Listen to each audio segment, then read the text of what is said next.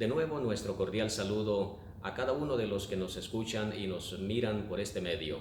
Reciban todos un caluroso saludo en nombre de nuestro Señor Jesús desde Ministerio La Voz de la Reforma. Y en esta oportunidad tendremos una preciosa cápsula de saludo. Para ello, les invito a que consideremos juntos el libro de Lucas capítulo 4 versículos 25 al 27. Pero en verdad os digo que muchas viudas había en Israel en los días de Elías, cuando se cerró el cielo por 3 años y 6 meses, y cuando una grande hambre se desató por todo el país. Y a ninguna de ellas fue enviado Elías, sino a Sarepta de Sidón, a una mujer viuda. Y muchos leprosos había en Israel en tiempos del profeta Eliseo, y ninguno de ellos fue limpiado, sino Naamán, el sirio. Este relato nos muestra acerca de un hombre en la historia del pasado que fue sanado de manera milagrosa, porque él, en vista de la grande necesidad por la que estaba pasando, creyó en el Dios de Israel.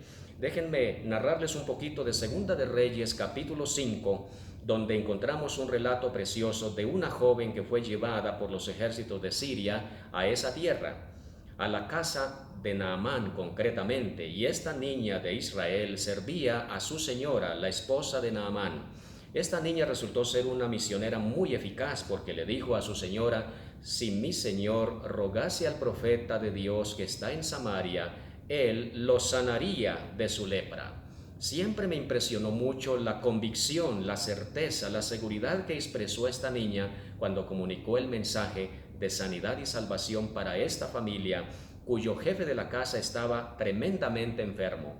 Nos relata en el capítulo 5 de Segunda de Reyes que este Naamán era un hombre valeroso en extremo, pero tenía un problema. El problema que tenía Naamán es que era leproso. Eso no lo dejaba en paz a él, ni tampoco había paz para su familia.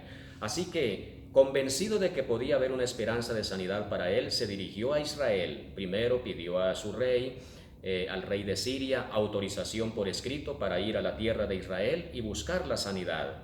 Cuando llegó al rey de Israel, con todo el cargamento de presentes que llevaba para recompensar a la persona que lo sanara, llegó al rey. El rey se enojó muchísimo, y cuando el hombre fue frustrado de esa manera, entonces Eliseo le mandó un mensajero al rey diciendo: ¿por qué has rasgado tus vestidos y te has enojado? Que venga ahora a mí para que sepa que hay profeta en Israel.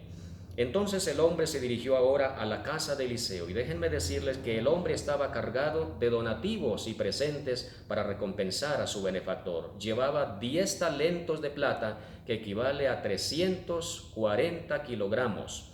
Llevaba 6,000 piezas de oro y 10 mudas de vestido. Naturalmente, en el libro de Isaías encontramos en el capítulo 55, versículos 8 y 9, la forma como piensa el hombre y la forma como piensa Dios, la forma como actúa el hombre y la manera como actúa Dios. El Señor dice en el libro de Isaías 55, 8 y 9, porque mis pensamientos no son vuestros pensamientos, ni vuestros caminos mis caminos. Como son más altos los cielos que la tierra, así son más altos mis caminos que vuestros caminos, y mis pensamientos más elevados que vuestros pensamientos. Esto relata claramente la realidad de Naamán, porque él esperaba ser sanado a su manera. Llevaba mucho dinero porque pensaba que su sanidad dependía del dinero y de otras situaciones. Pero vamos a ver en resumen los métodos simples de Dios. Primero, Naamán llegó con su comitiva espléndida y se paró frente a la casa de Eliseo. Segunda de Reyes, capítulo 5, versículo 9. Él iba montando sobre el orgullo prácticamente. Iba en carros lujosos, caballos lujosos, con vestiduras lujosas, atuendos de mucho valor, y llevaba muchos presentes. Era un hombre riquísimo y esperaba que Eliseo le correspondiera a esa forma como él iba. Esperaba que saliera a él, lo saludara con respeto, con reverencia, hiciera alguna ceremonia especial, hiciera algún acto especial, tocara su lepra, invocar el nombre de Jehová para poder ser sano. Era la manera como él esperaba ser sanado.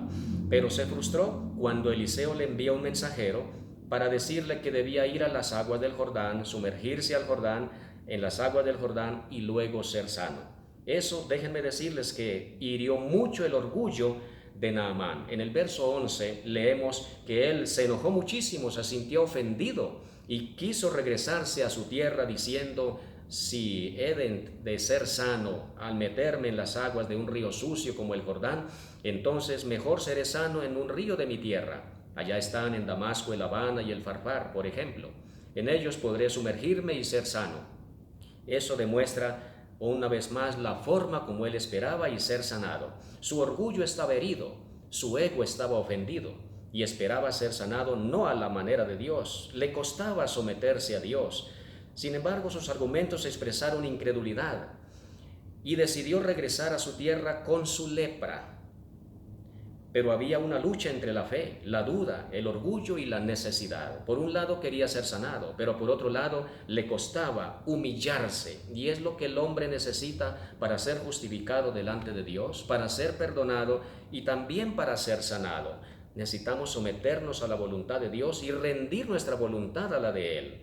Y ahí es cuando sus siervos intervinieron para motivarlo y decirle: si el si el profeta le pidiera una cosa mucho más difícil, ¿no estaría dispuesto a hacerla? Y él dijo: haría lo que sea y pagaría cualquier precio con tal de ser sanado.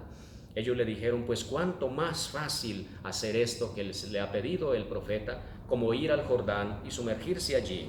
Y el hombre decidió humillarse, resolvió despojarse de sus ropas, descendió a las aguas del río Jordán, comenzó a ejercer y desarrollar la fe, y el resultado fue sanidad y justificación. Así que él llegó allí a las aguas del Jordán, entró la primera vez en el agua del Jordán y salió de allí leproso. La segunda vez, la tercera vez, la cuarta, la quinta, la sexta y a la séptima vez el hombre había sido sanado. Había cumplido las expectativas de Dios, había hecho la voluntad del Señor, se había sometido por entero a la voluntad de Dios y había sido sanado. La misericordia de Dios se manifestó para con él y Dios honró la fe de ese hombre. 7 veces se sumergió en el Jordán, conforme a la palabra del varón de Dios. El Señor honró esa fe y ese espíritu de sencillez que adoptó. Su carne se volvió como la carne de un niño y fue limpio. Todo el Evangelio está comprendido en que aprendamos de Cristo, su humildad y mansedumbre. ¿Qué es la justificación por la fe? Es la obra de Dios que abate en el polvo la gloria del hombre y hace por el hombre lo que éste no puede hacer por sí mismo. Eso es justificación por la fe. Y justificación por la fe es alcanzar inmerecidamente el perdón que Dios ofrece.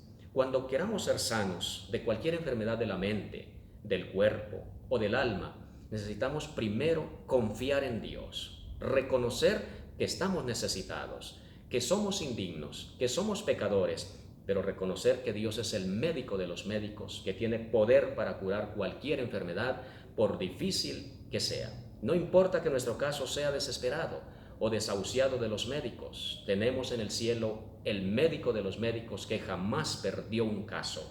Ese fue el caso de Naamán. El hombre fue sanado y el hombre fue perdonado, el hombre fue justificado, pero cuando él decidió humillarse, porque cuando el hombre se humilla, cuando el hombre siente y reconoce la necesidad que tiene, entonces es la mejor oportunidad de Dios.